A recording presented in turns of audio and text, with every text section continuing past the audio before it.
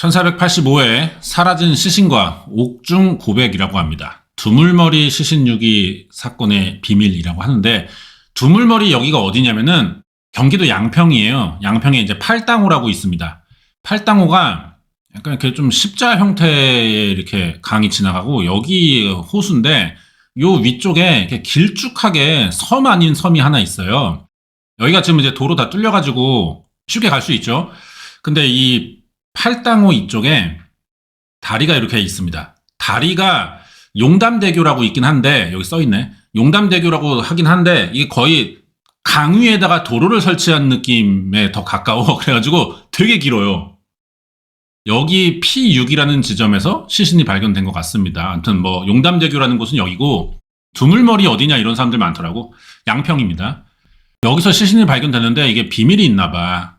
범인이 잡혔는데 이 새끼가 고백을 한 게 뭔가 사건을 다시 봐야 되는 뭐 또 그런 계기가 되지 않았을까, 이런 생각이 듭니다. 유명한 사건이에요 이거. 자, 보도록 하겠습니다. 용담대교 P6 지점, 여긴 어딘지 모르겠어요. 이게 아마 다리에 써 있을 거야. 다리 이렇게 있으면 밑에 이렇게 받침 있잖아요. 네, 요 기둥들에 써 있거든요. 그래서 어느 지점이라고 알 수 있는 건데, 이건 현장에 가봐야 알 것 같아요. 오늘은 찾을 수 있지 않을까, 그렇게 버텨온 시간이 100일째. 그날의 그 모습이 아들을 보는 마지막 순간이 될 줄은 꿈에도 생각 못했다는 준우 씨의 부모님. 우리 아들하고 마지막 통화한 게 1월 11일이에요. 지금도 마음 아픈 건 딱 그거, 그 순간만 떠올라요. 전화했을 때 엄마 어디야? 떨리는 목소리로. 엄마 언제 와? 엄마 아침 9시에 끝나고 집에 가. 목소리가 추워서 그러니? 왜 그러니? 그랬더니 엄마도 추워서 그래요, 추워서. 엄마가 요양원에서 야간 근무를 하시는데 아들이 전화해갖고 춥다 그랬어. 그리고 얼마 뒤에 아들이 독립해서 사나봐. 요런 말들이 나왔으니까 아빠가 며칠 뒤에 집에 한번 찾아갔어요. 그래서 이제 아빠가 그때 얘기를 합니다. 현관에서 불 켜질 때 보니까 얼굴이 좀 부어있는 거예요. 야, 너 얼굴이 왜 그러냐? 그랬더니 내가 거실에 이불 깔아놨거든요. 그러더니 말하기 싫은 게 있나 보다 해가지고 그냥 내버려 두고 두툼한 걸 갖다가 덮어줬거든요. 불쑥 찾아간 거야, 말없이. 그래서 아들이 뭔가 걱정될 만한 행동을 하고 있어. 근데 또 춥다니까 이불을 덮어줬어요. 그리고 나서 잠깐 있다가 눈을 떠보니까 아들이 누군가랑 통화를 하면서 집을 나가고 있는 거야. 새벽 5시 정도 돼가지고 현관문 열고 나가는 소리가 나더라고요. 그래서 잠깐 나갔다가 들어오겠지. 그게 마지막이었더라고요, 나간 게. 준우 씨가 부모님 집을 다녀가고 열흘 뒤 경찰이 와서 준우가 집에 있냐고 물어봤어요. 그래서 밖에 나가서 산다고 그랬죠. 우리 아들 왜요? 뭔 일인데요? 그랬더니 누가 신고를 했대요. 아들 신변이 위험하다고. 그래서 아들을 찾고 있대요. 다시 찾아보겠다며 집을 나섰다는 경찰. 그런데 다음날 형사가 와서 우리 아들이 잘못됐다고. 이거 방송 보면은 엄마 엄청 울어. 막 진짜 몸을 가누질 못할 정도로 울어. 잘못됐다고 그때 와서 얘기했어요. 우리 아들 잘못됐다고. 그때부터 알았어요. 그때부터. 열흘 전에 멀쩡히 부모님 집에 다녀갔던 아들 준우 씨가 34살에 사망한 겁니다. 부모님 집을 다녀간 후 준우 씨에게는 대체 무슨 일이 있던 걸까요? 신변에 무슨 일이 생긴 것 같다며 경찰에 처음 신고했던 인물을 만나봤습니다. 준우 씨가 배달 일을 했나봐. 같이 일하는 사람이야. 경찰입니다. 성씨라는 애가 이준우를 끌고 다니는 것 같아요. 아, 이렇게 신고한 거구나. 같이 있나요, 지금요? 아니요, 지금 없어요. 걔가 요즘에 안 보여요, 이준우가. 저희가 볼 때는 실종된 거예요. 준우 씨가 며칠째 보이지 않자 경찰에 신고했다는 동료. 그가 지목한 인물, 성씨. 이건 누굴까요? 얘네. 이게 범인인가? 2024년쯤에 그 친구들 둘이 들어왔어요. 배달 사무실로 배달 좀 하고 싶다. 성씨한테 이준우가 끌려간다는 느낌을 그때 당시에도 많이 받았는데 계속 욕하는 강도가 심해지더니 나중에는 폭력을 쓰기 시작하더라고요. 동료 기사고 동갑내기 친구였다는 성씨. 그런 성씨에게 준우씨가 지속적으로 폭행을 당해왔습니다. 내가 알기로는 이게 무슨 가스라이팅 하면서 좀 끌려다니고 막 그랬던 걸로 알아요. 처음엔 되게 친한 친구처럼 지냈어. 잘해주고 이 성씨라는 애가. 그래서 준우 씨의 부모님도 막 얘 집에 오면 밥 해주고 그랬다고. 좀 믿는 친구였어 아들의. 사라지기 며칠 전 지난 1월 7일에는 처참한 몰골로 나타나기까지 했습니다. 이준우가 헬멧 쓰고 있는데 맞은 정도가 너무 심하니까 사진을 찍은 거죠. 이도 하나 부러지고 머리도 찢기고 얼굴은 못 알아볼 정도로 멍이 들었어요. 입술은 꿰매야 할 정도로 찢어졌는데 병원 가서 치료도 못 받아요. 성 씨에게 심각한 폭행을 당한 것으로 짐작됐지만 당시 준우 씨는 친형에게 맞았다는 식으로 얼버무렸습니다. 그러던 준우 씨가 열흘 넘게 소식이 없으니까 걱정이 돼서 경찰에 신고하게 됐던 거다. 저희 기사들끼리 쓰는 어플이 있어요. 같이 깔아놓으면 그 사람 어디 있는지 위치 추적되거든요. 예, 이게 음식 배달이다 보니까 30초 만에 또 다른 데로 움직이고 그럴 수가 있어요. 그러니까 따라가야 돼요, 지도를 보면서. 친구 찾기 누르면은 친구 위치가 다 떠요, 이런 식으로. 무전하면서 야, 나 어디에 있다 이러면서 노원구 상계동에서 체포한 거죠. 경찰은 배달기사들이 사용하는 위치 추적 앱을 이용해 성 씨의 실시간 동선을 파악했고 추적 끝에 서울 노원구의 한 건물에서 발견을 했어요. 1월 21일 마지막 행적이 포착된 CCTV 영상에는 배달을 마친 뒤 편의점 뒷문으로 들어와 음료수를 고르고 있었는데 계산을 마치던 순간 경찰들이 달려들어서 이 새끼를 체포한 거야. 경찰이 야 씨발 준우 어딨냐 물어보니까 아는 게 없대. 하지만 성 씨와 준우 씨가 함께 머물렀던 아파트 CCTV에 그날의 진실이 담겨있다고. 체포 당시입니다. 이게. 형, 경찰이 저한테 확실하게 말했던 것 중에 하나가요. 엘리베이터 CCTV는 경찰이 확보했다. 성 씨가 이준우를 안고 나오는 걸. 아, 그게 찍혀있나 봐. 시신을 끌고 나오는 거네, 그게. 이 새끼가 죽인 거지 뭐 그러면. 그렇게 준우 씨 시신을 옮긴 뒤 미리 준비해둔 렌터카에 실어서 경기도 양평의 두물머리로 갑니다. 담당 형사. 범행 당시에 렌터카를 이용했잖아요. 렌터카의 GPS, 글로벌 포지셔닝 시스템이거든요, 이게. 요 기록을 분 단위로 우리가 분석을 했다 이거예요. 실질적으로 용담대교 외에는 멈춘 데가 시신을 다른 데 유기할 시간적 여유가 없어요.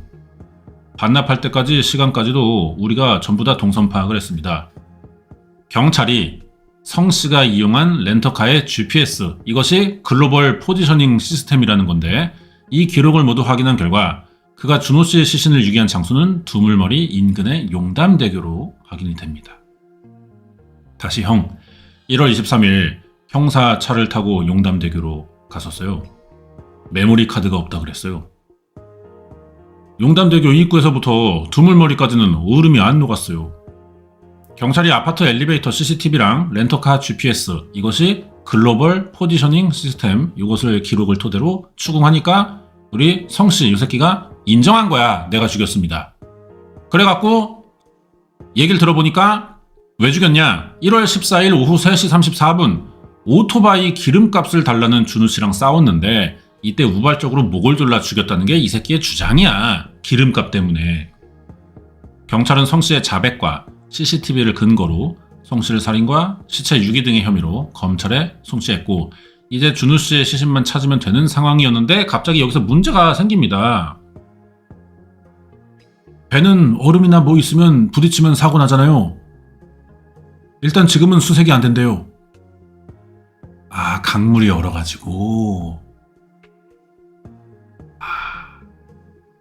옷가지나 신발이나 이런 것도 아무것도 못 찾았어요.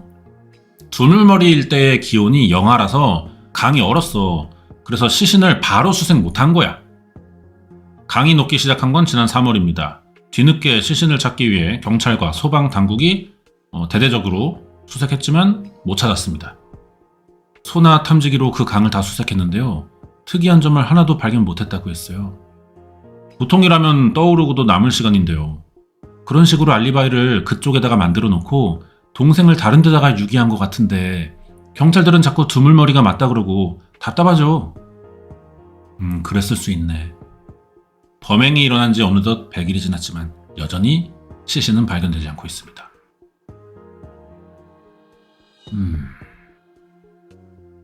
자, 근데요. 성 씨의 범행, 이거는 감춰진 비밀이 있어.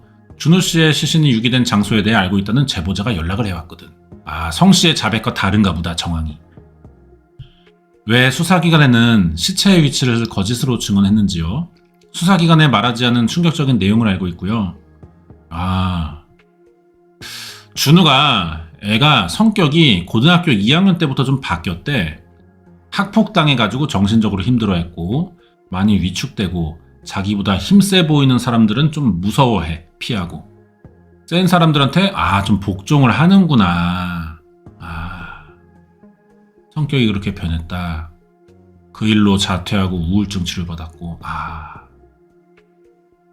그러다가 나중에 어쨌든 직업을 구해야 되니까 오토바이 배달을 시작했는데 이게 이제 혼자 일하는 거고 누구 방해도 안 받잖아, 일할 때는. 그런 게 좀 적성에 그나마 맞았겠죠. 남들 터치 안 받고 음식만 갖다 주면 끝이니까 나만 열심히 하면 되겠지 하고 배달 일을 선택한 것 같아요. 오랫동안 집에서만 지내다가 이제 이 일을 하면서 밖으로 나가기 시작한 거야. 2021년부터. 동료 기사와의 통화입니다. 어제요? 새벽 2시쯤? 한 2시까지 했어요. 뭐라고? 뭐 그렇게 열심히 일을 하냐? 학폭 이후 10년 만에 새로 사귄 친구들이라면서 그러다가 성 씨를 알게 된 거야. 배달하다 알게 된 건가? 집에 데려왔습니다. 그 뒤로 만난 게 지금 피해자예요. 착한 친구다, 괜찮은 친구다 하고 소개해준다고 데리고 왔어요, 우리 집에. 야, 그러니까 부모는 얼마나 좋냐. 맨날 방구석에 틀어 앉아가지고 사정이 또 다 이해되고 딱 하잖아. 근데 그런 게 이제 30 넘어가지고 나도 사회인이 돼야겠다 해서 일 구하고 또 친구도 데려왔잖아. 얼마나 좋냐, 부모가. 그거 잘해줬다고. 성씨는 우리 아들 챙겨주는 게 진짜 말도 이쁘게 하고 잘해줘요. 그리고 이 친구를 만나면서 아들이 좀 뭔가 애가 밝아진 게 보이는 거지. 그래서 고마워했단 말이야. 그러면서 나중에 준우가 나가 살겠다. 성씨랑 같이. 좀 믿을 만한 친구로 보였으니까 또 같이 나간다니까 허락했죠. 나이도 30이 넘었고. 그리고 독립한 뒤에도 부모랑 연락 잘하고 자주 찾아오고 잘 지냈습니다. 근데 1월 1일 새벽에 준우가 갑자기 엄마한테 전화하고 집에 왔어. 이게 무슨 일이 있는 거겠죠. 준우 씨가 급히 부모님 집을 나섰던 그 무렵 그를 목격한 이가 있습니다. 1월 11일 오전인가 이날도 좀 추울 텐데요. 덕성여대 정문 쪽을 지나고 있는데 앞에 많이 보이던 오토바이가 있는 거예요. 봤더니 성씨 뒤에 준우가 타고 있더라고요. 준우가 뒤에서 강아지처럼 엄청 떨고 있어요. 헤어지고 나서 성씨가 나한테 10시 몇 분에 전화를 해요. 이건 이제 갤럭시니까 녹음이 되나 보다. 우리 엄마가 너무 스트레스 받는다 그래가지고 어제 35만 원 주고 고시원방을 잡아줬어. 나보고 아침에 데리러 와달라고 해서 갔더니 미친놈? 지가 어떻게 갔는지도 기억을 못해, 잠결에. 지금 본집 갔다 왔대. 엄마가 잠깐 들려서 밥 먹고 가라 했다고. 준우를 이렇게 말하고 있는 거야, 이 새끼가 지금. 오후 1시인 줄 알고 갔대. 그날 아침 동료가 목격한 상황에 대해 변명이라도 하듯 묻지도 않는 얘기를 지가 먼저 막 이렇게 늘어놔. 성씨의 행동이 뭔가 이상했는데 그래가지고 그날 밤 준우씨에게 직접 전화를 걸어봤습니다. 자, 그런데 야, 그럼 너는 왜 또 일 안 하고 거기 가 있냐? 준우한테. 준우한테? 없는데? 아니, 준우 우리 집에 있어요. 준우 왜 고시원에 안 가고 니네 집에 있어? 엄마랑 얘기하고 있어요. 고시원에 있는데 뭘 얘기해? 이 새끼가 준우의 휴대전화를 가지고 있네. 그리고 나흘 뒤 준우씨가 전화를 받지 않는다며 동료 기사에게 묘한 얘기를 시작합니다. 준우 내가 얘기했잖아요. 미친 척하고 그랬다고. 개새끼가 막 바지에 오줌 싸고 그 새끼 그 씨발놈 개지랄하는 이유가 뭔지 알아요? 내 방에서 컴퓨터 하라고 했거든요? 근데 불법 도박 사이트 그런 걸로 자꾸 검색을 하더라고. 그걸 보고 이제 물어봤지 내가. 야, 너 불법 도박하고 싶어가지고 멍청한 척하고 바지에 오줌 싸고 연병 떠냐? 한 6시간 대화하니까 지가 솔직히 며칠 전에 얘기하더라고. 자기 불법 도박하러 가고 싶다고. 야, 그럼 준우는 어딨어? 몰라요. 고시원을 가는지 본가를 가는지 몰라. 성씨가 동료 기사에게 준우씨가 불법 도박을 하러 간 것 같다고 비난하며 얘기했던 그 시점은 놀랍게도 성씨가 준우씨의 시신을 유기한 지 12시간이 지난 뒤였습니다. 이 새끼 알리바이 만드는 거야, 그러니까. 지인들에게 준우 씨가 사라진 것에 대해 거짓말을 한 성 씨. 상황이 이렇다 보니 준우 씨 가족은 성 씨가 시신을 유기했다고 진술한 장소조차 믿기가 어렵다고 합니다. 3개월이 넘었는데 우리 아들이 어디 있는지 몰라. 우리 아들을 성 씨가 진짜 거기다 그랬는지 어디다 그랬는지 왜 못했는지 모르겠어요. 제보자가 보내온 편지 내용처럼 성 씨는 수사기관에 유기 장소를 거짓으로 진술했던 걸까요? 제보자의 편지를 받고 이 사실을 제보해준 사람을 처음 만났습니다. 그게 이분이에요. 저희가 교정시설을 상대로 신문을 주로 배포하고 있는 언론사거든요. 구독자들에게 오는 편지 중에 하나가 이 사건에 관한 내용이 있던 거죠. 조금 더 취재가 필요한 부분이고요. 장기적으로 파헤쳐야 될 부분이란 생각이 들어서 제가 또 그 아를 좋아해요. 그래서 연락을 드리게 된 거예요. 2차례에 걸쳐 주고받았다는 편지에는 무슨 내용이 있을까요? 양평 두물머리 사건의 범인이 지금 상해치사를 주장하고 있거든요.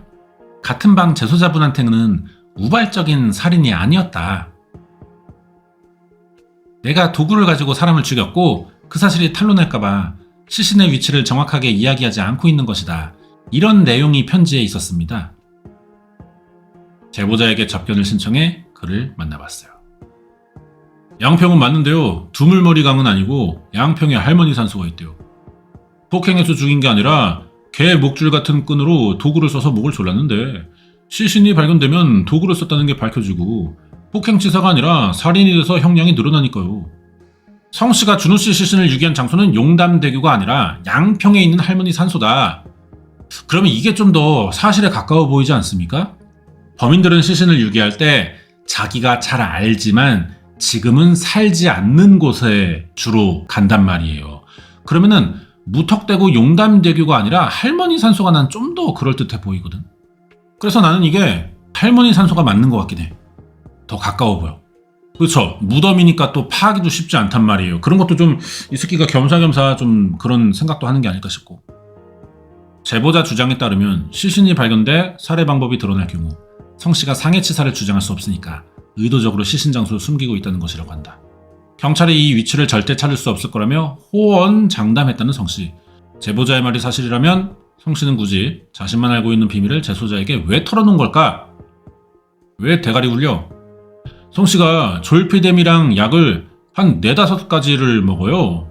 그거랑 수면제, 코끼리도 먹으면 재운다는 거. 섭취하고 잠을 안 자고 버티면 맞아, 헛소리 하지. 맞아.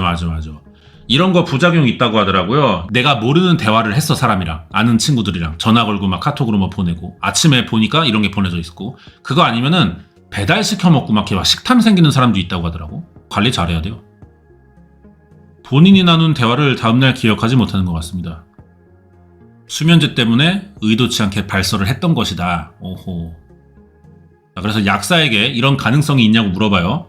흔하다고 할 수는 없지만요. 졸피뎀 복용자들에게서 종종 나타나는 부작용인데요.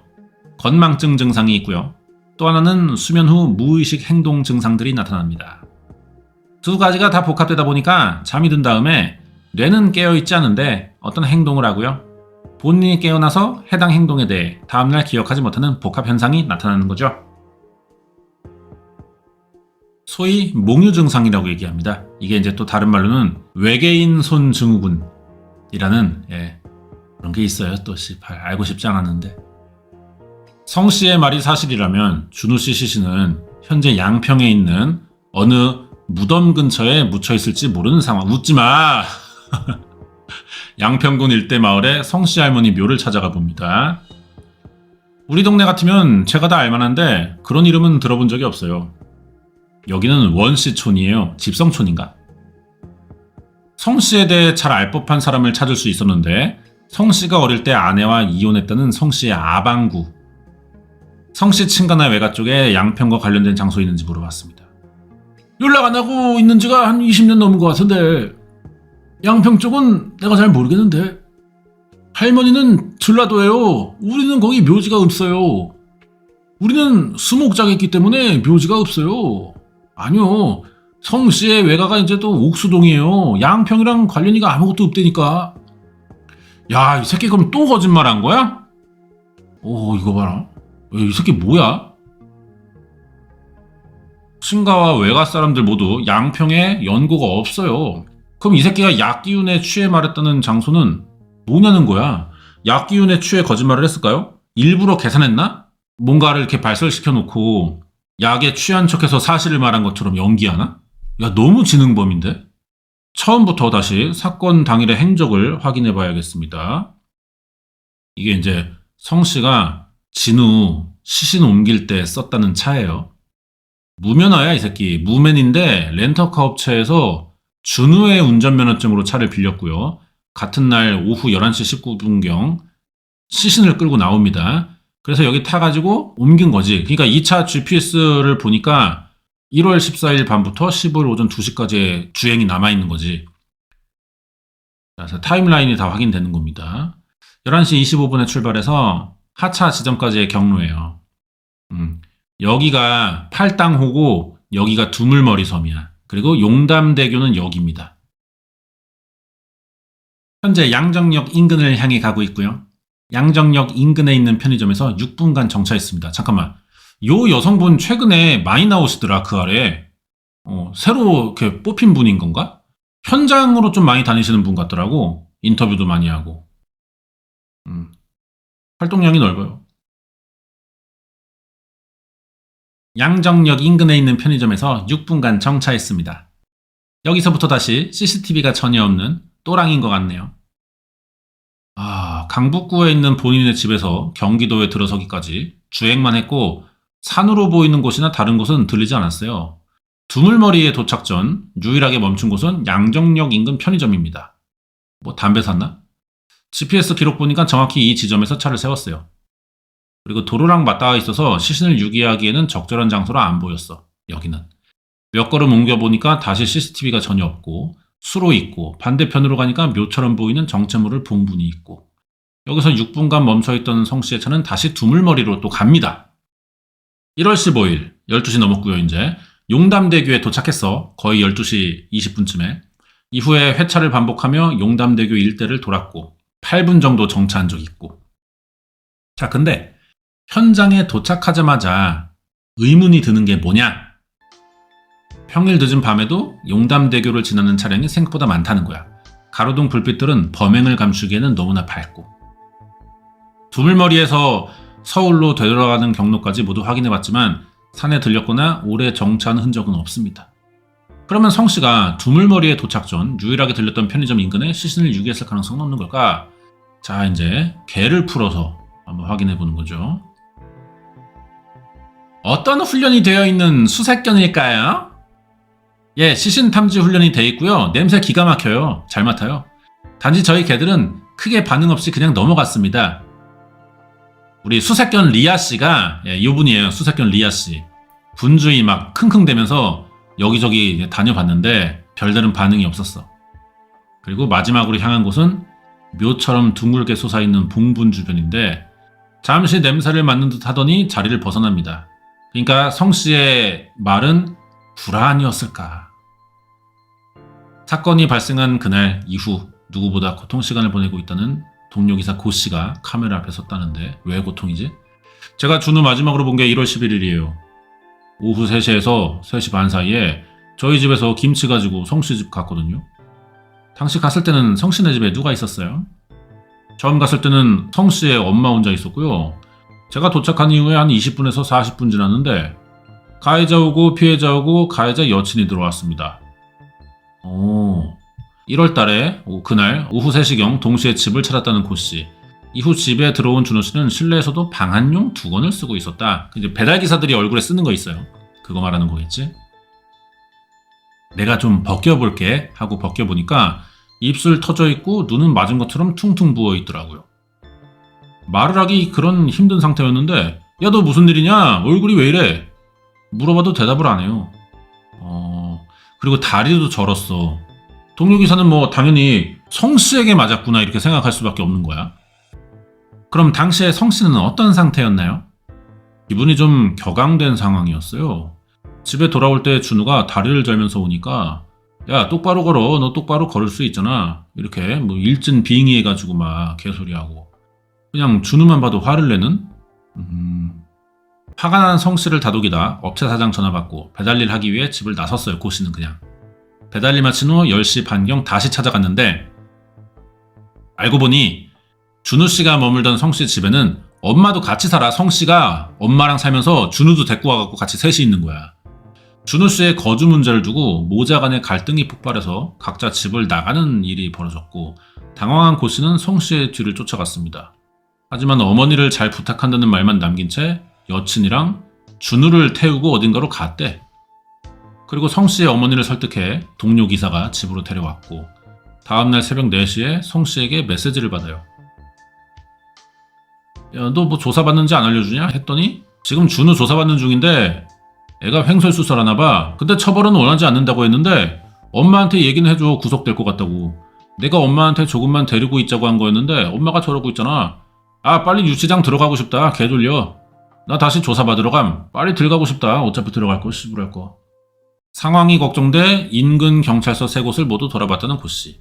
하지만 어찌된 일인지 성씨도 준우씨도 찾을 수 없고 그날 밤 신고가 접수된 것도 없어. 뭐야? 왜 신고해서 조사받는다는 거짓말을 또 한 거지? 성씨는 어머니 반대에도 불구하고 준우씨를 집에 데리고 있기 위해 연기한 거냐, 거짓말까지 해가면서 그럴 이유가 뭘까요?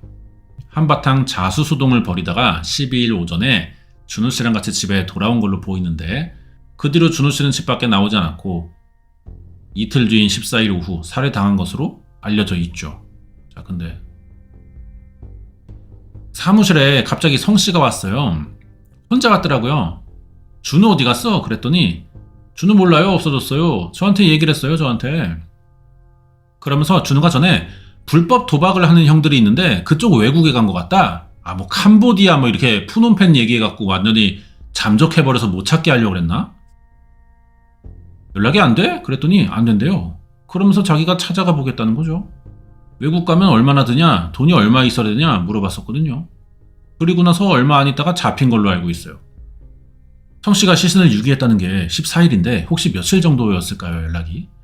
사건 발생 전인데요? 13일이네요. 2시 21분이요. 공소장에 기록된 준우씨 사망 시점은 1월 14일 오후야. 하지만 성씨는 그보다 하루 앞선 13일부터 준우씨가 해외로 출국했다는 헛소문을 퍼뜨리고 다닌 것 같습니다.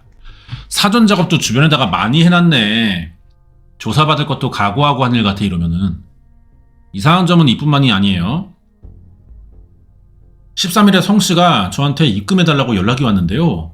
입금해달라는 것도 준우 오토바이 판 거를 달라는 거예요. 범행 하루 전인 13일 오후부터 성씨가 보낸 메시지인데 여러 차례 재촉하고 있는 거 봐서 급하게 돈이 필요해 보였다. 같은 날 성씨로부터 돈 달라고 연락받은 사람이 더 있어. 배달업체 사장에게 연락해서 오토바이 리스비 내야 된다고 갑을 부탁했네. 형님, 입금 언제 해주시나요, 형님? 시간이 너무 오래 지난 것 같아요, 형님. 형님, 저 입금 좀요, 형님. 응, 333 이러니까 이 새끼 카카오뱅크 쓰는 것 같다. 입금 좀 부탁드려요, 형님. 누님, 죄송한데요, 누님. 저 리스비 내야 돼서 그런데 갑을 될까요, 누님? 정산은 내가 하는 게 아니야. 남편한테 물어봐. 나는 서류만 관리하는 거야. 알겠어요, 누님. 염치가 없어져가지고 대신 얘기 좀 해줄 수 있을까요, 누님? 뭐 이지랄 하네. 이 새끼 돈 땡기고 있는 거 봐가지고는 잠적할 생각이었던 것도 있는 건가? 왜 돈을 빌리고 다니지? 아니, 그리고 이 준우를 죽여가지고 지가 얻는 이익이 뭐야? 그게 지금 안 보이지 않습니까? 얘가 뭐 가족도 아닌데 뭐 보험금을 타낼 거야, 뭐 어떡할 거야? 얘 명의를 뭐 어떻게 해가지고 그런 거 나오나? 자, 봅시다. 주변 사람들에게 돈을 빌리고 다니던 우리 성계희 1월 14일 새벽 1시 39분 렌터카를 대여해 범행에 이용했고, 경찰이 추정하는 준우씨 살해 시각보다 약 14시간 앞선 시점 준우씨를 살해한 동기에 대해 오토바이 주유비 문제로 말다툼 벌이다가 우발적으로 저지른 일이라고 주장합니다. 하지만 범행 전후로 포착된 행적들은 계획된 범행일 가능성도 배제할 수가 없다. 그게 아니면 준우씨를 살해한 시점이 14일 이전일 가능성도 있다. 지인들에게 돈 빌리고 렌터카 대여했을 때 이미 준우씨는 숨져 있던 게 아닐까요? 이쯤 되니 알고 싶어지는 게, 경찰은 왜 1월 14일 오후 3시 반경을 범행 시간으로 측정한 거냐? 그러게, 시신도 안 나왔는데 그 엘리베이터에 나온 CCTV 들쳐붙고 나왔대잖아. 그거를 기준으로 생각하는 건가? 성씨가 준우씨를 살해한 정확한 시점이 언제인지는 그 기간에 집에 드나들었던 이들이라면 알고 있을지도 모른다고. 예. 성씨 여친 같은 경우에는 13일이 마지막 본 거였다까지만 들었어요. 제가 경찰 조사 들어가기 전에 준우를 가장 마지막에 본 게 며칠이에요? 물었더니 자기는 14일이 마지막이라고 했더라고요. 성씨 여친이 유씨라고 따로 살아요. 자취방에서. 성씨가 뭐 이 집에 당연히 들었고, 그리고 보니 옥중 고백을 들었다는 동료 재소자 편지에는 성씨 여친 유씨에 대한 내용도 있다. 이제 아까 그 여자분 언론사 거기다가 보낸 편지인 것 같아요. 재소자가. 성씨에게 들었다는 거지. 잠꼬대로 이제 약 먹고 취해서 떠드는 소리를. 성씨가 피해자를 살해할 당시에 아파트 집 내부에 여자친구와 성씨의 어머니가 함께 있었고, 피해자를 살해 후 성씨는 급하게 여자친구와 어머니를 데리고 함께 치킨집을 가서 성씨 본인만 다시 집으로 돌아가는 알리바이를 CCTV를 생략하고 남겨서 수사기관에는 공범이 없던 것처럼 진술했다고 합니다. 그래서 한 번씩 자랑스럽게 성씨는 이렇게 말합니다. 미나는 저 못 떠나요. 떠나면 큰일 나거든요. 야, 근데 이게 이 새끼가 완전 거짓말 같지도 않아. 왜냐면은 그럴 법한 소리들을 하잖아. 지금 여친이 13일에 준우 마지막으로 봤다고 하잖아. 거짓말일 수도 있는 거야. 왜? 공범이니까. 제보자의 주장은 준우 씨를 살해할 당시 여친 유 씨와 어머니가 집안에서 이걸 목격했고 두 사람이 현장에 있었다는 걸 감추기 위해 치킨집 가는 알리바이까지 만들어 범행 시간을 늦췄다. 그러니까 공범은 아니겠지만 이런 거겠죠. 엄마, 여친이 있어. 이 앞에서 성씨 이 새끼가 준우를 죽인 거잖아. 보고 있잖아. 그러니까 성씨가 엄마랑 여친한테 그러는 거야. 이거 지금 살해 현장 본 거니까 경찰 조사받고 한 팀이냐 막 의심받을 수도 있다. 엄마, 여친 피신해 있어라. 내가 해결할 테니까. 피신해 있어라. 다른 데다가 보내놓고 해결했어. 잘 해결됐어. 그리고 입 밖에 내지 않기야. 입 밖에 내면은 나 그때 현장에 있던 거 말할 거야. 약간 요 정도 느낌일 것 같아. 공범까지는 안 될 것 같은데요. 성씨 여친 만나보고요. 최근까지도 접견을 가고 있었대. 도라이년. 20대 초반의 그녀는 친구를 살해한 남친의 옥바라지를 왜 하는 걸까요? 성씨 관련해서 취재하고 있는데요. 근데요. 강아지를 놓고 올게요. 집이 근처거든요. 1월 13일인가요? 그때 그냥 얼굴이 부어있고요. 걸을 순 있었어요? 예, 걸었어요. 같이 밥 먹었어요. 살아있어서. 어디서요? 성씨 오빠네 집에서요. 그러면 우리 미나씨는 13일에 그 집에 들어가신 거네요? 네. 야, 이 여자분 또 나오잖아. 야, 진짜 발로 다 뛰어, 이분. 체력 개쩔어. 요번에 SBS 시사국에서 상 한번 줘야 됩니다. 진짜 연말에. 이분 최근에 진짜 활동 엄청나요. 그 아래서. 1월 13일 오후 3시경 성씨 집에서 준우씨와 함께 식사를 한 뒤 자기는 일을 하러 나갔기에 사건에 대해서는 전혀 알지 못했다는 성씨의 여친. 혹시 공릉역 쪽으로 가나요? 여기서 치킨집을 갔다 그랬거든요. 성씨의 여친이 말했던 치킨집 위치에 준우씨 휴대전화가 있던 것도 확인이 됐어요. 정황상 성씨가 준우씨 휴대전화를 갖고 다녔던 걸로 보입니다. 성씨 범행에 대해 아무것도 몰랐던 여친의 말은 사실일까? 밥 먹으러 갔다가 카페 갔다가 저는 집으로 온 게 다예요. 그리고 성씨는 일한다고 나갔어요. 그럼 그때 같이 있던 사람도 없어요? 성씨 엄마랑 같이 카페 갔다가 제 집에 같이 가셨어요. 그 다음날 가셨다니까요. 주무시고요. 늦어가지고. 아예 15일에 가셨다는 거예요? 예. 저는 릿을 찍고 그랬어요. 1월 14일 밤 성씨가 용담대교에서 준우씨의 시신을 유기하고 있던 그 시간대인데 만난 지 3달밖에 안 된 남친의 엄마랑 자기 자취방에서 같이 잤대. 그날 밤 성씨의 엄마는 왜 멀쩡한 자기 집 두고 굳이 아들 집도 아니고 아들 여친의 집에서 자냐고. 동료기사입니다. 체포 전날 성씨랑 밥 먹고 있는데요. 그때 성씨 엄마한테 전화가 왔어요. 그래가지고 성씨 엄마가 야 이거 베개에 피 묻은 거 이거 어떡하냐. 성씨가 버려. 버려. 이렇게 말하고 엄마가 이불은 어떻게 하냐. 뭔 어떻게 하냐. 이렇게 말하니까 그냥 다 버려. 새로 사줄게. 버려. 그랬거든요. 그래서 엄마가 짜증인지 뭐 울먹이는 건지 모르겠는데 이걸 어떻게 버려. 이런 말투로 했었거든요. 어머니 성씨 어망구 맞으세요? 야, 이거 다 찾아가. 옷 갈아입은 거 봐. 다른 날이잖아. 이준호 씨 살해 현장에 같이 계셨어요? 아니요, 없었어요. 평소에 폭행하고 착취하는 거 같이 안 보셨어요? 아, 몰라요. 나 본 적 없으니까요. 한 집에 살고 있으면서도 멍든 채 들어온 준호 씨를 목격했음에도 아들이 준호 씨를 폭행하고 착취해온 사실을 알지 못했다고 말하는 성 씨의 어망구. 죽였으니까 어떡하라고요? 아, 이래 애미 뒤진 소리 하고 있네, 진짜 미친년이. 지의 아들 새끼 지금 살인범 누명 쓰고 있는 거 아니야, 지 말대로라면은. 근데 이딴 소리가 나와? 야, 이거 야, MD야 MD. 이런 클럽 MD 같은 어망구를 봤나. 모르니까 이러고 있죠. 그녀는 끝끝내 아무런 말도 하지 않고 문을 닫았습니다.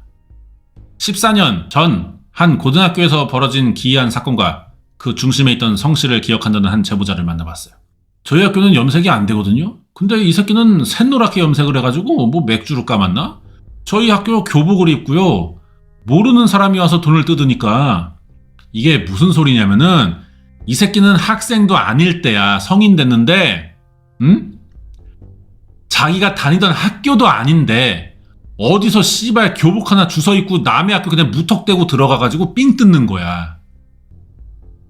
저는 어이가 없어서 성씨에게 누구냐라고 얘기를 한 거예요. 멱살을 잡으면서 야, 너 뭐야? 이러길래 제가 이거 봐라. 이거 봐라 하면서 성씨의 손을 잡고 못 도망가게 잡았는데 카타카를 꺼낸 거예요. 한동안 대치를 이어가던 주변 학생들이 선생님을 부르러 가자 성씨는 그대로 런쳤고요. 알고 보니 성씨는 이 학교 재학생도 아니고요. 성인이었는데 어디서 교복 입고 학교 들어와갖고 삥을 뜯고 있는 거야. 이게 말이 되냐. 2014년에는 당시 13살밖에 되지 않는 가출소녀에게 성매매를 강요한 것도 있고 특수절도, 사기, 보복, 협박, 폭행 등 다양한 혐의로 징역을 살았습니다. 그리고 사회에 나갔다가 자기 수감생활을 무용담처럼 떠들고 다녔대요. 2024년 그는 그러다가 준우 씨를 만났고 알바하다가 그렇게 비극은 시작됐다. 성씨는 동네에서 하도 약한 사람들 괴롭히고요. 불량 학생들 마주치면 도망가고 그래요. 성씨 집에서 함께 살기 시작한 뒤부터 돈을 빌려달라고 부모님한테 부탁을 많이 해왔구나. 준우 씨와 함께 일하던 동료 기사들도 그 무렵 변화를 눈치챘다. 야, 마치 이은혜가 그 남편한테 하듯이 그런 것 같다, 느낌이. 막 엄청 큰 돈 이런 건 아니야, 양아치답게.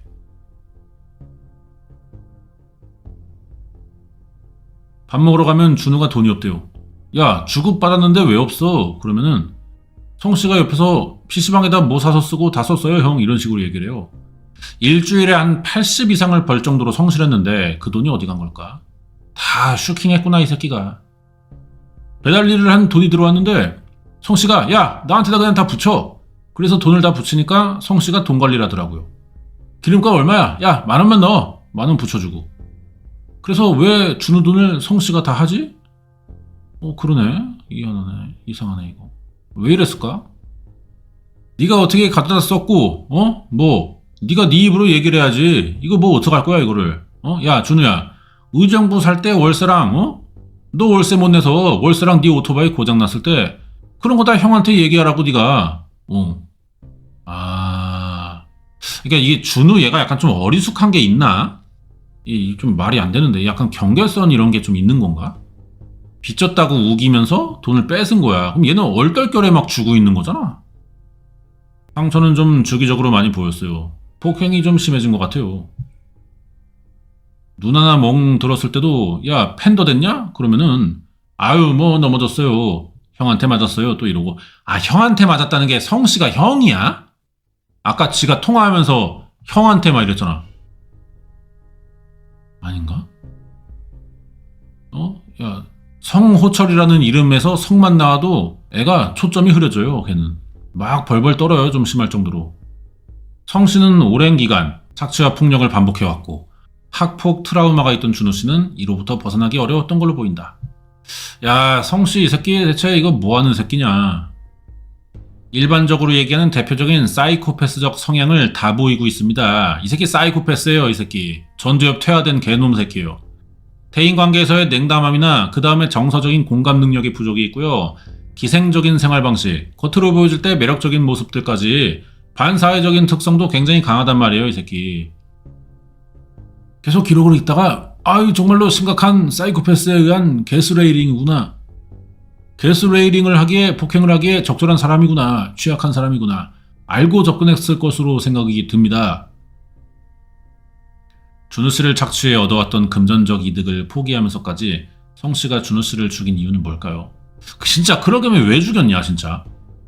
범행 동기가 알고 싶다. 돈을 위해서라면 무슨 짓이라도 해야 됐던 새끼인데 고작 기름값 때문에 몇만 원인데 돈줄이었던 준우를 죽였다는 자백을 믿기가 쉽지 않다. 구치소안에서 동료들에게 털어놓은 얘기 속에 진짜가 있는 건 아닐까. 정확한 동기, 우발적인지 계획적인지 답변을 해줄 사람이 있죠. 그 새끼가 지야 본인 성씨.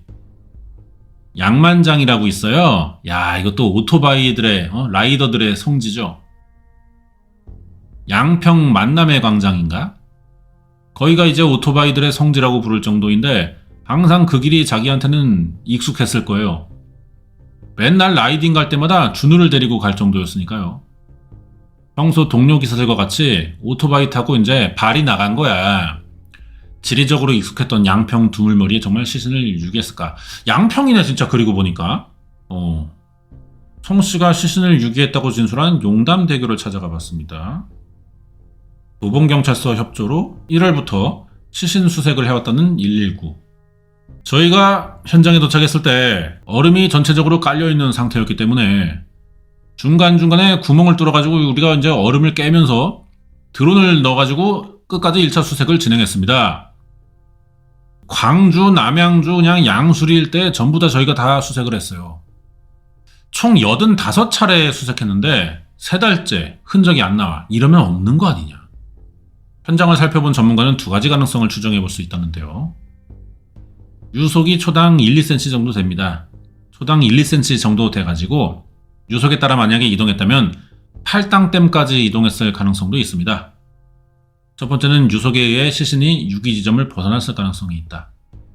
용담대교 아래 평소 유속은 느리지만 100일이라는 긴 시간이 지난 만큼 물길을 따라 최대 팔당댐 인근까지 밀려갈 수도 있다는 거지. 두 번째는 반대로 시신이 유기 지점 인근 깊은 곳에 그대로 남아있는 경우, 가라앉았다는 거잖아.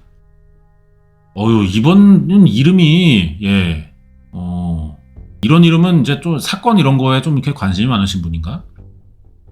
바닥이 대부분 펄층이 많습니다. 아주 미세한 흙으로 되어 있는 펄층이 많기 때문에 바닥에 가라앉으면 그 뻘에 묻힐 가능성도 있거든요. 이거 봐요. 이거 바닥 보이시죠? 이거 다 모래예요. 침전물들이 많으니까 지금 바닥에 엄청 이게 시야가 원체 안 나오는 거죠. 이거에서 드론 넣고 하는데 이 흙탕물 돼가지고 드론이 안 보이더라고. 그래서 소나라는 걸 넣어요. 침전물 때문에 시야 확보가 안 돼서. 이거 소나는 뭐냐면은 음파를 이용해서 수중 지형과 물체 형상을 파악하는 겁니다. 이 스킬 썼던 거야 소나가. 갯벌층이 생각보다 바닥에 바위나 수초가 많이 없어요. 이게 걸릴 게 없어요. 걸릴 게 없으니까 그냥 쭉 밀려 내려갔을 수가 있을 것 같아요. 정밀조사 결과 안타깝게도 시신이 유기 지점을 벗어나 떠내려갔을 가능성에 더 무게가 실렸다.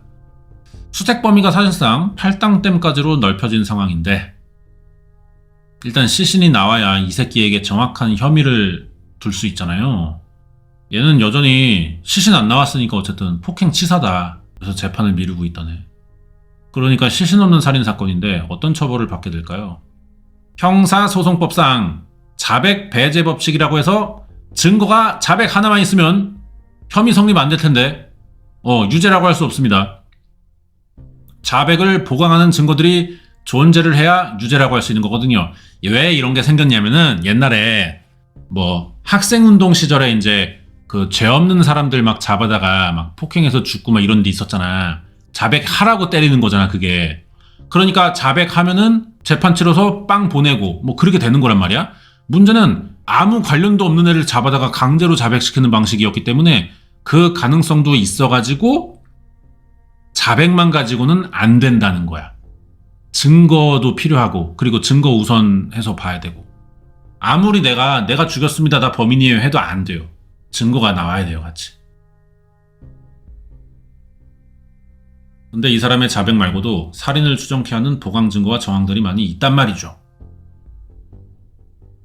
그래서 이 경우엔 시신이 없다 해도 피고인이 자백했고 보강하는 증거들이 있기 때문에 이건 유죄로 충분히 성립됩니다. 아니 그러니까 폭행치사야 뭐야. 아 답답하네. 유죄는 나오겠죠. 근데 살인죄로 유죄가 나오냐는 거 아니야.